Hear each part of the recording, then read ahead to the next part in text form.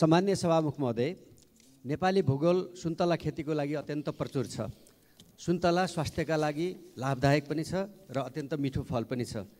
भारतले आँपलाई, जापानले हलुवा बेतलाई राष्ट्रिय फल बनाएको छ। त्यसैगरी नेपालले सुन्तलालाई राष्ट्रिय फल घोषणा किन नगर्ने? म सरकारको ध्यानाकर्षण गर्न चाहन्छु। सुन्तलालाई नेपालको राष्ट्रिय फल घोषणा गरी त्यसअनुसारको विकासको निम्ति बजेट सहितको प्रबन्ध गरियोस्। नेपालमा वर्षेनी करिब 30 अर्ब 61 करोडको सुन्तलाको कारोबार हुने गरेको छ। 7 लाखले रोजगारी पाउने गरेका छन्। नेपाल यो अन्नबाली भन्दा सुन्तला खेतीबाट 6-7 गुणा बढी लाभ हुने गरेको छ। सुन्तलाबाट कृषि क्षेत्रको कुल ग्राहस्थ उत्पादनको करिब 1% योगदान रहने गरेको छ। नेपालको 0.24 देखि 1.22 मेट्रिक टन का हिसाबले नेपालमा 34,150 मेट्रिक टन कार्बन स्थिरीकरणमा सुन्तलाले योगदान पुर्याउने गरेको छ। स्वास्थ्यका लागि र सँगसँगै सिधै खाने लगायत यसका अनेकन। मान्य सदस्य श्री डोल प्रसाद अर्याल। सम्माननीय सभामुख महोदय, म आज शुक्लाफाटाका आरक्ष पीडित र नागढुङ्गामा भइरहेको अवरोधको विषयमा यस सदनको ध्यानाकर्षण गराउन गइरहेको छु। तत्कालीन शाही शुक्लाफाटा वन्यजन्तु आरक्ष विस्तार गरेपछि कञ्चनपुरका हजारौँ स्थानीयवासीहरू विस्थापित हुनु पर्यो। सरकारले ती परिवारलाई अन्यत्र स्थानान्तरण गरेर सट्टा भर्ना गर्ने भनिए पनि आधाभन्दा बढी परिवारले 25 वर्ष बितिसक्दा समेत जग्गा पाउन सकेका छैनन्। पीडितका लागि छुट्याइएको जग्गा हाल भूमि आयोगले अन्य व्यक्तिलाई वितरण गर्न लागेको भनेर अख्तियार दुरुपयोग अनुसन्धान आयोगमा उजुरी परेको अवस्था छ। भूमि आयोगको अनियमितता र अनधिकृत वितरण रोक्न साथै अनियमिततामा संलग्नतालाई यथाशीघ्र कारबाहीको दायरामा ल्याउँदै पीडितलाई तत्काल जग्गा उपलब्ध गराउन म यस सदन मार्फत सरकारको ध्यानाकर्षण गराउन चाहन्छु। यसै सभामुख महोदय, ब्रेक थ्रु गर्ने तयारी गरिएको नागढुङ्गा सुरुङ मार्गको काम अहिले सरकारकै कारण ठप्प छ।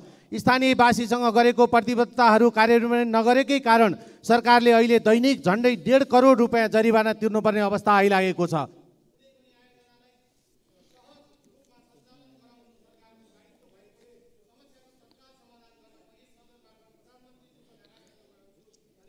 माननीय सदस्य डाक्टर तोसीमा कार्की।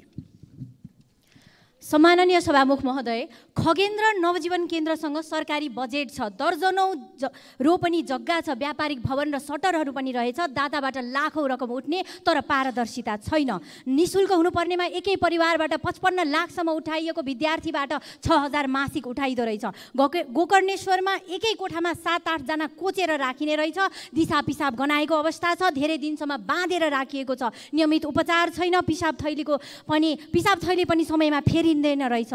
केन्द्रले ती अपाङ्गता भएका नागरिकहरूलाई नवजीवन होइन नर्क जीवन दिएको रहेछ।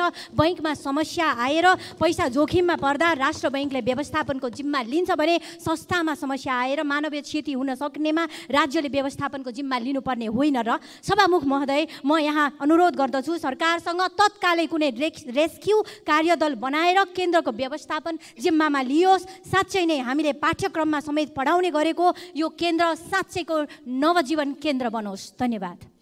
माननीय सदस्य श्री दीपक खड्का। सभामुख महोदय, म सरकारको जवाब चाहन्छु सभामुख मार्फत। असार 2 गते गएको बाढीले पुर्याएको 3टा जिल्लाको क्षतिका विषयमा सबै सम्मानित सदन जानकार छ। प्रधानमन्त्रीज्यू जानकार हुनुहुन्छ। मान्छे हराएका छन्, मान्छेको मृत्यु भएको छ, व्यवसायहरू मारमा परेका छन्, किसानहरूको खेती बाली सबै उडेका छ। यस विषयमा सरकार किन निर्णय गर्दैन? यसको स्पष्ट जवाब चाहन्छु सभामुख मार्फत। सम्मान्य सभामुख महोदय, सङ्खुवा सभाको किमाथाङका नाकामा कोभिड अगाडि सुत्केरी भएर आएको महिला नाका बन्दका कारण बच्चा ठुलो भइसक्यो, घर जान पाएन। अहिलेसम्म नाका खुल्दैन। के कारण हो? म सरकारको जवाब चाहन्छु सम्मान्य सभामुख महोदय। अहिले लघुवित्त सहकारी दुग्ध किसानको समस्याहरू जल्दोबल्दो रूपमा सडकमा आइसक्यो। सरकार किन भन्छ? यसको पनि म जवाब चाहन्छु। यिनै कुराहरूको म निवेदन गर्दछु। धन्यवाद। माननीय सदस्य श्री दीपा शर्मा। सम्माननीय सभामुख महोदय, जति कुरा गरे पनि सरकारले नसुन्ने कुराको आज पनि यो सदनमा पुष्टि भएको छ। म नसुने पनि सुनाउन जबरजस्त सुनाउन चाहन्छु। राष्ट्रिय गौरवका आयोजनाहरूमध्ये बाँकेमा रहेको सिक्टा सिँचाइ आयोजना अहिले पनि अलपत्र छ। 2063 सालदेखि सुरु भएको त्यो आयोजना बजेट अभावका कारणले अलपत्र परेको कुरा म यो सदन मार्फत सरकारलाई सुनाउन चाहन्छु। बजेटको अभाव हुन नदिन अब आउने बजेटमा पर्याप्त बजेटको व्यवस्था गरी त्यो क्षेत्रका बाँके जिल्लामा रहेका र त्यो क्षेत्रमा रहेका सम्पूर्णलाई अन्न बाली उत्पादन गरेर हामीले अन्नलाई आयात गर्ने होइन निर्यात गर्ने अवस्थामा पुर्याउनका लागि सरकारले ध्यान राखोस्। अहिले हामीले जे खालको राष्ट्रिय गौरवका आयोजनाहरूलाई बजेट घटाउने वास्ता नगर्ने अलपत्र पार्ने खालका काम रहेका छन्। यसलाई अविलम्ब बजेटको व्यवस्था मार्फत राष्ट्रिय गौरवका आयोजनाहरूलाई कामको तीव्रता दिनका लागि बजेटको माननीय सदस्य श्री दिलेन्द्र प्रसाद बडु। सम्माननीय सभामुख महोदय, केही दिन यता छापाहरूमा लगातार निरन्तर रूपमा दुग्ध किसानहरूले आफ्नो दुध सडकमा फालिरहेका छन्। यस्तो हृदय विदारक चित्र देखेर यो सरकारको मन किन छुँदैन? सरकारको कृषि मन्त्री कहाँ हुनुहुन्छ? के गर्दैछ सरकारले यसको समस्या निराकरणका निमित्त जान्नुपर्ने आवश्यकता छ। सदनलाई जानकारी हुनु पर्यो। मिटर ब्याज पीडितहरूका समस्या समाधान गर्न हामीले पछिल्लो संसदबाट कानुन बनायौँ, तर आज पनि सबैतिरबाट फेरि काठमाडौँ धाउनुपर्ने अवस्था किन रह्यो? यदि यो कानुनमा अझै त्रुटि रह्यो भने ल्याउनु पर्यो, सरकारले संशोधन गरौँ, समाधान गरौँ यो समस्याको। होइन कानुन बनेर पनि यदि सरकारले यसलाई कार्यान्वयन गर्न सकिरहेको छैन भने यो अर्को गम्भीर विषय हो।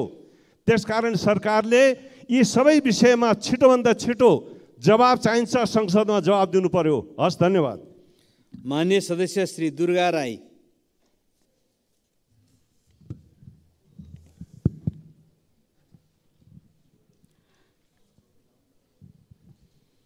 सम्माननीय सभामुख महोदय, जनताको सर्वोच्च जनप्रतिनिधिमूलक सम्मानित सदनमा संविधानको मातहतमा रही मुलुकको हित र आम नागरिकको समस्याको समाधान गर्नको लागि हाम्रा बहस र छलफलहरू केन्द्रित गर्नुपर्ने हो, तर हाम्रो ध्यान त्यतातिर गएको देखिँदैन।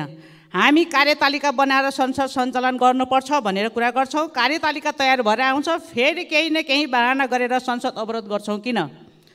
कहिले प्रधानमन्त्रीको राजीनामा त कहिले मन्त्रीहरूको। त्यसरी सजिलै हुने भए संविधानको धारा 76 चाहिँदैन भन्न खोजिएको हो। सभामुख महोदय, प्रतिपक्षको सरकारको विरोध गर्नु गुण र दोषको आधारमा गर्नुपर्ने हो नि। हरेक कुराको पूर्वग्रही ढङ्गबाट सम्बन्धित संसद अवरोध गर्ने शैली बेठिक छ। हामीले कस्तो खाले लोकतन्त्रको विकास गर्दैछौँ?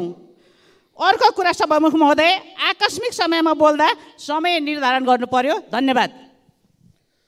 माननीय सदस्य श्री देवप्रसाद तिमल सेना। सम्मानीय सभामुख महोदय, दुध किसानहरू अत्यन्त पीडित भएका छन्। यसको बारेमा योभन्दा अगाडिको अधिवेशनमा पनि दशैँ अगाडि मैले कुरा उठाएको थिएँ। अरू सबैको भुक्तानी रोकेर किसानको दुधको भुक्तानी दिनु पर्यो भनेर सरकारले नसुनेको अवस्था छ। कृषकहरूले आफ्नो दुधको भुक्तानी लिनलाई रोडमा बस्नुपर्ने अवस्था, चक्काजाम गर्न पर्ने अवस्था। अस्ति मात्रै रौतहटमा चक्काजाम 2 घन्टा भयो। दुधको भुक्तानी लिनलाई चक्काजाम गर्नु पर्यो भने किसानले के गरी दुध उत्पादन गर्न सक्छ, के गरी बेच्न सक्छ? त्यसकारण दुधको भुक्तानी सम्मानीय सभामुख महोदय तुरुन्तै दायाँ बायाँ नहेरिकन सरकारले अर्को 21 गतेको चाहिँ बैठकमा दुधको भुक्तानी दिएको जानकारी कृषि मन्त्रीले चाहिँ यहाँ आएर सदनमा बोल्नु पर्यो भनेर जोरदार माग गर्न चाहन्छु। र कृषकले लम्की स्किनबाट ठुलो क्षति बिहोरेको, त्यसको क्षतिपूर्ति पाउने भनेको छैन, त्यसको पनि क्षतिपूर्ति यथाशीघ्र किसानले पाउनु पर्यो। जसले गोबर सोरेर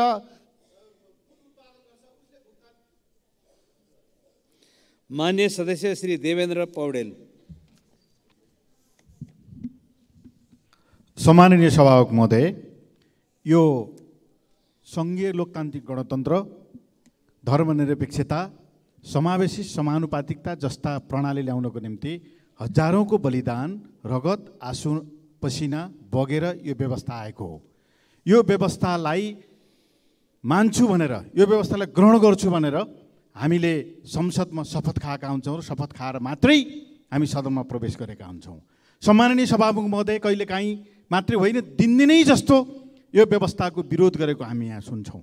सम्माननीय सभामुख महोदय मार्फत म भन्न चाहन्छु, शपथ खाएर आइसकेपछि, यो संविधान मान्छु भनिसकेपछि यो प्रणाली र व्यवस्थाको विरोध गर्न पाइन्छ र सम्माननीय सभामुख महोदय, र यो कुराको गम्भीर ध्यानाकर्षण गराउनको निम्ति सम्माननीय सभामुख महोदय मार्फत म विशेष अनुरोध गर्न चाहन्छु। धन्यवाद। माननीय सदस्य श्री धनबहादुर बुढा।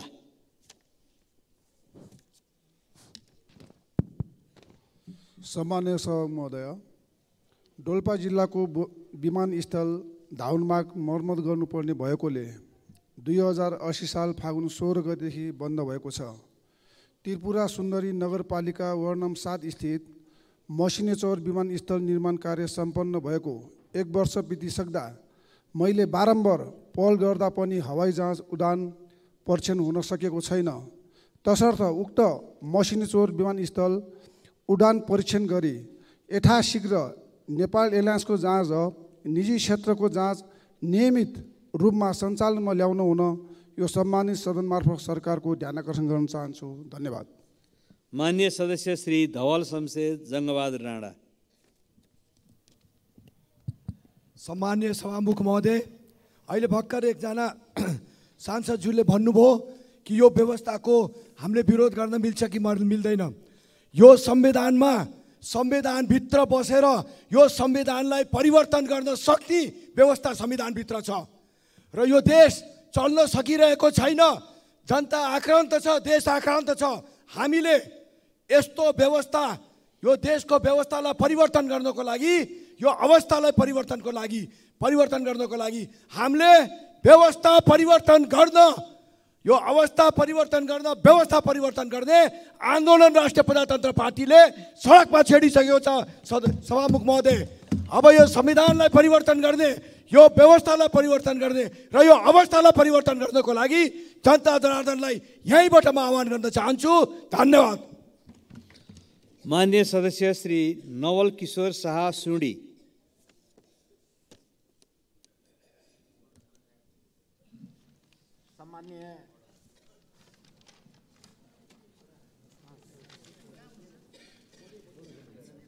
सम्माननीय सभामुख महोदय, आज यो समस्या त हाम्रा सम्पूर्ण साथीहरू उठाइराख्नु भएको छ।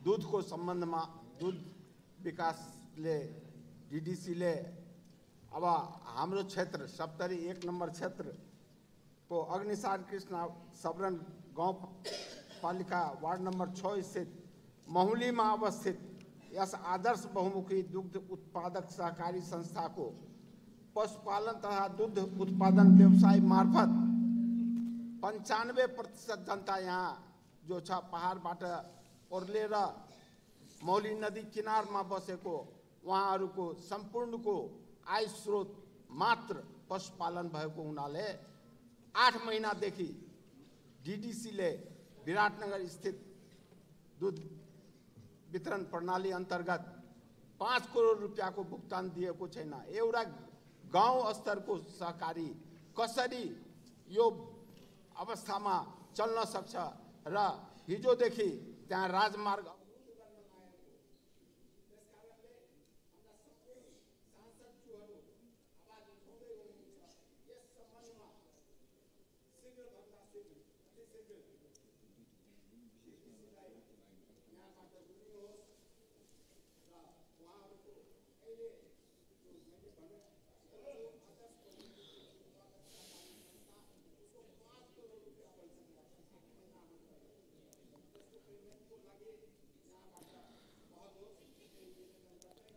माननीय सदस्य श्री नारायणी शर्मा।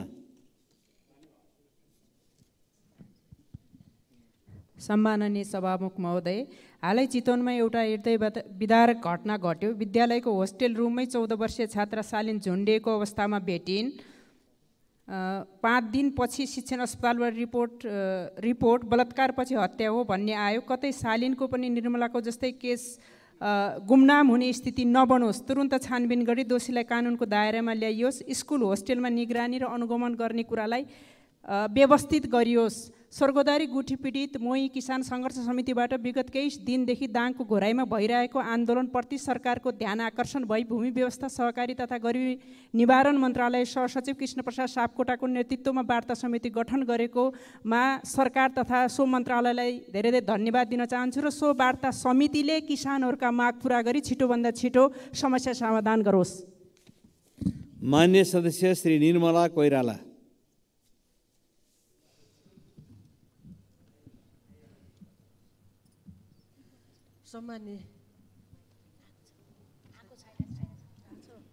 सम्मान्य सभामुख महोदय, हामीले पटक पटक सम्बन्धित सदनमा मिटर ब्याजी र लघुविद्युत पीडितले भोग्नु परेका समस्याहरू उठान गरिरहेका छौँ। पीडितहरू न्याय खोज्दै 23 दिनको पैदल यात्रा पश्चात अहिलेसम्म 5 पटक काठमाडौँ आइसकेका छन्। पीडित महिलाहरू, ज्येष्ठ नागरिकहरू पैदल यात्रा गर्दा एकातिर पैतालाका छाला खुइलेर चर्याइरहेका घाउ बोक्दै काठमाडौँका सडकमा न्याय माग्दै हिँडिरहँदा सरकारलाई कति पनि छुन सकेको छैन। उल्टै पीडितहरूलाई धरपकड गर्ने काम भएको छ। सभामुख मार्फत अब कति पनि विलम्ब नगरिकन मिटर ब्याजी पीडितहरूका काम माग पुरा गर्न पीडितहरूलाई घर फर्कने वातावरण सिर्जना गर्न म सभामुख मार्फत सरकारको ध्यान आकर्षण गराउन चाहन्छु। धन्यवाद। मान्य सदस्य श्री निशा डाङ्गी। सम्माननीय सभामुख महोदय, छिटो र सुरक्षित यात्राका लागि हवाई सेवा मानिन्थ्यो, तर हिजो आज हवाई सेवाको गलत भाष्य निर्माण भइरहेको छ। कहिले दुर्घटना त कहिले घण्टौँसम्म डिले भएर मौसमका कारण डिले हुनु अस्वाभाविक होइन। तर सभामुख महोदय, अति आवश्यक उपकरण सहितको मौसम पूर्वानुमान महाशाखा छ, तर एक अर्कासँग राम्रोसँग समन्वय नहुँदा डिले हुने पूर्व सूचना यात्रुलाई दिन सकिरहेको छैन। यात्रुले 1 मिनेट ढिला गरेमा जहाज नली उड्छ, तर यात्रु घण्टौँसम्म कुर्नुपर्ने विडम्बना यो कस्तो हो सभामुख महोदय? अन्य देशमा डिले हुने पूर्व सूचनाको जानकारी मोबाइलमा आउँछ, तर हाम्रो देशमा एयरपोर्टमा गएपछि मात्रै थाहा हुन्छ। सभामुख महोदय, विशेष गरी यस समस्याले बिरामी र ज्येष्ठ नागरिकहरू थप पीडामा परेका छन्। समयको बचत र अति आवश्यक कामको लागि यात्रुले महँगो हवाई भाडा तिरेर यात्रा गरेका हुन्छन्। त्यसैले डिले हुने पूर्व सूचनाको प्रभावकारी बनाउन सभामुख मार्फत सम्बन्धित निकायको ध्यानाकर्षण गराउन चाहन्छु। धन्यवाद। मान्य सदस्य श्री प्रतिमा गौतम।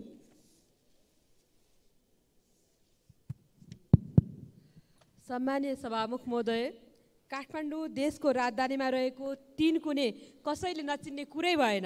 एउटा सुन्दर स्थान, बेला बखत विभिन्न राष्ट्रका विशिष्ट पाहुना आउँदा करोड लगाएर दुलै झै सिँगारिएको देख्ने गरेका छौँ। तर ती 3 कुने भित्रका कति मनहरू रोइरहेका छन्, कति भाँचिएका छन्। त्यहाँका कथा व्यथा कारुणिक छन्। आफ्ना बाउ बाजे पुर्खाले आर्जेको जमिन सरकारले विकासको आवश्यकता महसुस गरी आफ्नो पोल्टामा लिएको दशकौँ भयो, तर त्यहाँका बासिन्दाहरूलाई सम्बोधन गर्ने विषयमा सरकारले चासो देखाएको छैन। उक्त जग्गा धनीहरूलाई दिनुपर्ने उचित मुआब्जा क्षतिपूर्तिको विषयमा सरकार कहिले गम्भीर भएन। यो विषय आउँदा सरकार सधैँ चिर निन्द्रामा रह्यो। सभामुख महोदय, व्यक्तिको सम्पत्ति सरकारले लिँदा के तिनीहरूलाई उचित क्षतिपूर्ति मुआब्जा दिनु पर्दैन? कति वर्षसम्म कुर्नुपर्ने हो या दिँदै नदिने हो? सरकारले अब स्पष्ट जवाफ दिनु पर्यो। यसरी जनतालाई अन्योलताको भुङ्ग्रोमा पिल्स्याउने काम बन्द गरी यथाशीघ्र उचित मुआब्जा दिने कार्य गरियोस् भन्दै सभामुखज्यू मार्फत सरकारको गम्भीर। मान्य सदस्य श्री प्रतीक्षा तिवारी।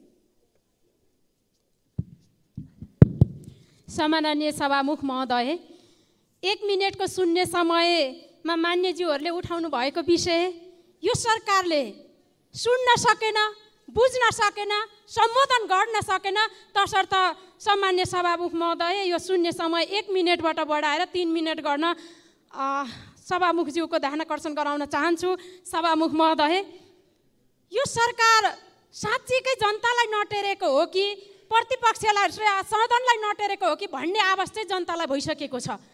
मिटर बाजीका पीडितका समस्या, लघुवित्त सहकारीका समस्या र दुग्ध उत्पादन गर्ने जुन दुग्ध किसानहरूका चाहिँ समस्या छन् त्यो सरकारले सुन्नु पर्दैन, सम्बोधन गर्नु पर्दैन। सभामुख महोदय, तसर्थ यो सरकारलाई गम्भीर ध्यानाकर्षण गराउन चाहन्छु कि यी जनताका समस्या सरकारले आँखा खोलेर कान सुनेर जनताका प्रत्यक्ष समस्या यी नेपाली नागरिकका समस्या हुन् भन्ने ढङ्गले समाधान गरोस्।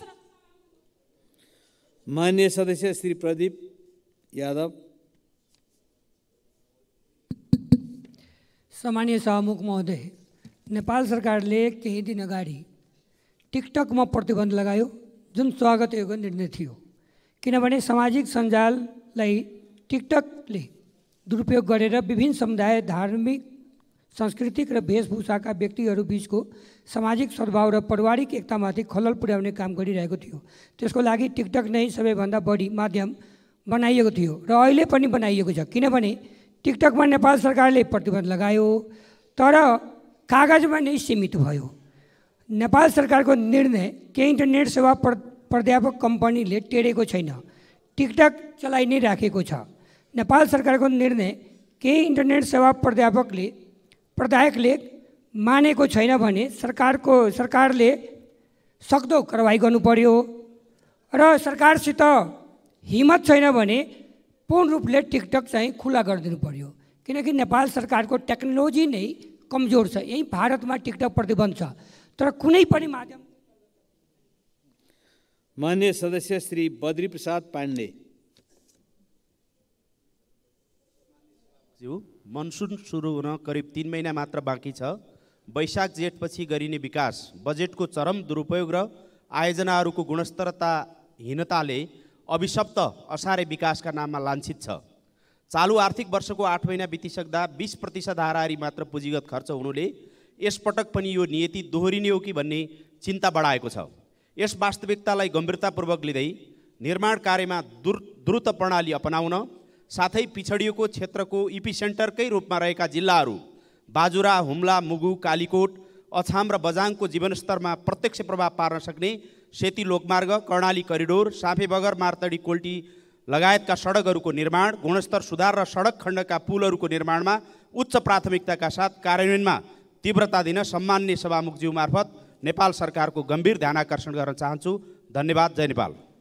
माननीय सदस्य श्री बलराम अधिकारी।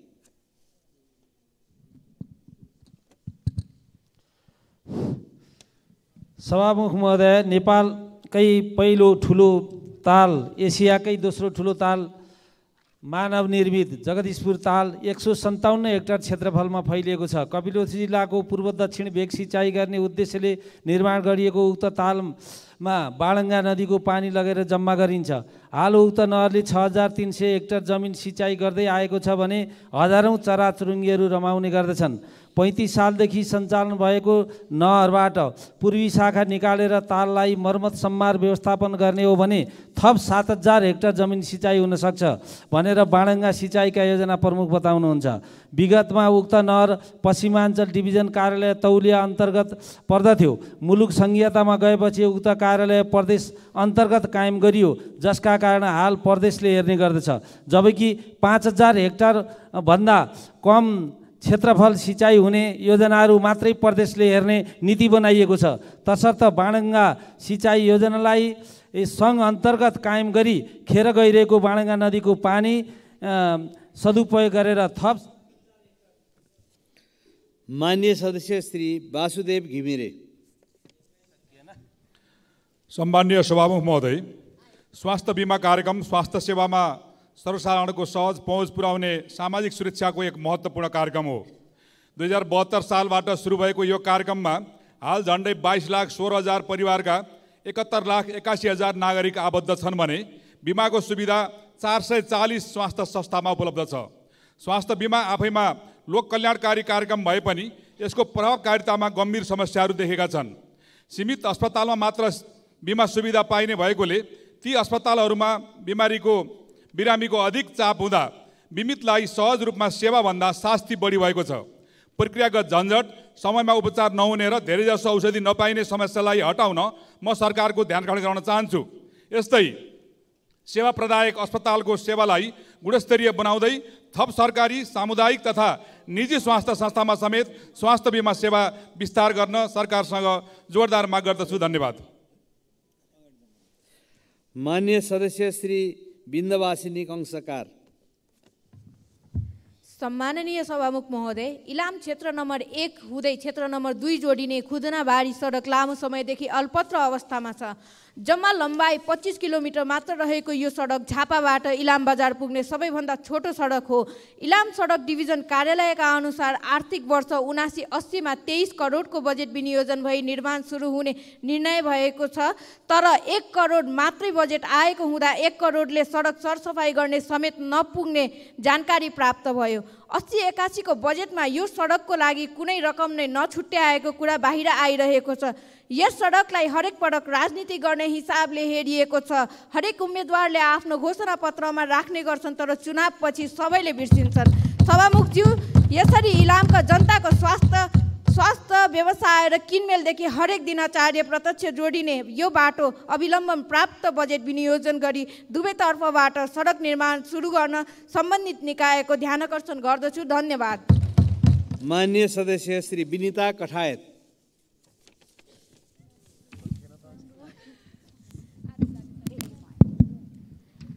सम्माननीय सभामुख महोदय, जब गाउँमा बाटो पुगेको थिएन त्यति बेला त्यहाँ मान्छे बस्ने गर्दथे। अहिले बाटो छ, मान्छे छैनन्। हाल नेपालको ग्रामीण जनसङ्ख्या 1/3% रहेको छ। ठुला मात्रामा आन्तरिक बसाइसराईले कृषि मजदुरको अभाव सिर्जना गरेको छ, जसले कृषि उत्पादनमा नकारात्मक असर परेको छ। मध्य पहाडी र हिमाली क्षेत्रका 33% खेती योग्य जमिन बाँझै छन्। यस्तो अवस्थामा हाम्रो संविधानले सुनिश्चित गरेको खाद्य सुरक्षा र खाद्य सम्प्रभुताको अधिकार कसरी सुनिश्चित हुन सक्छ? FAO को प्रतिवेदन 13.6% नेपालीहरू गम्भीर खाद्य असुरक्षामा भएको देखाएको छ। वर्तमान कृषि नीतिहरू मुख्य रूपमा पुरुष किसानहरूमा केन्द्रित छ। प्रत्येक 3 घर परिवारमा कम्तीमा 1 पुरुष नेपाल बाहिर भएको हुँदा हामीले महिला र वृद्ध किसानको आवश्यकतालाई सम्बोधन गर्ने नीतिहरू बनाउनु पर्दछ। प्रत्येक नेपालीको खाद्य सुरक्षाको हक सुनिश्चित गर्न मिक्स्ड फार्मिङ सिस्टम र ब्याक टु भिलेजको अवधारणाका साथ कानुनको प्रस्ताव लिएर आउन सम्माननीय सभामुख महोदय मार्फत सरकारको ध्यान आकर्षण गर्न चाहे। धन्यवाद। माननीय सदस्यहरू, शून्य समयमा मान्य